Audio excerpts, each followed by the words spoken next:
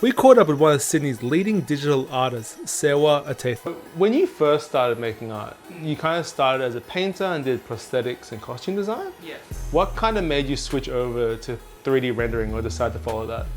I'd kind of like dabbled in it very, very, very lightly, like when I was doing all of that, because I wanted to go into film. That's why I did all the prosthetics and stuff. But I was like, to be on a film set, you have to have like even into the thousands of people like involved. I don't want to have this massive team. I kind of just want to get my ideas out as soon as possible. Through your music and making work now, there's very much this kind of like DIY ethos to it.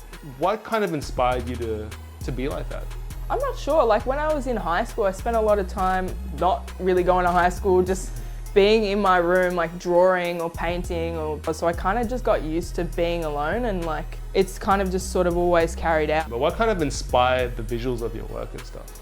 I was always sort of into that whole cyberpunk, like dystopian sci-fi sort of thing. I was working at a e-waste facility. That whole thing was very inspiring in a depressing way. You'd like walk into the place and it'd be like a toner explosion full of like cyan ink like happening somewhere, and then there'd be like a battery fire over here and just like all these PC parts. So I always kind of pictured myself like walking through this wasteland sort of thing.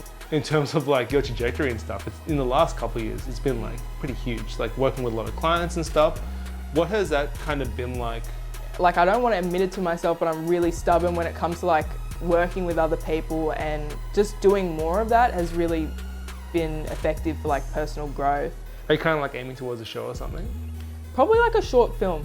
I've seen in Japan and stuff how they have those characters that are not like real people, and they just dance and sing on stage. I think that's so sick.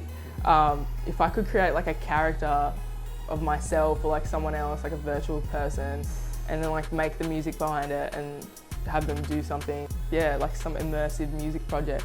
What advice would you give anyone trying to start a creative career? Just experiment, like that. I guess that's the way I learned, just like clicking on things and not knowing what's going on. I still click on things. I'm like, I don't even know what this is gonna do, but like, let's go. It doesn't matter how weird it is, or like if you don't see anybody doing it in your area, or like, you know, whatever, somebody out there will love it.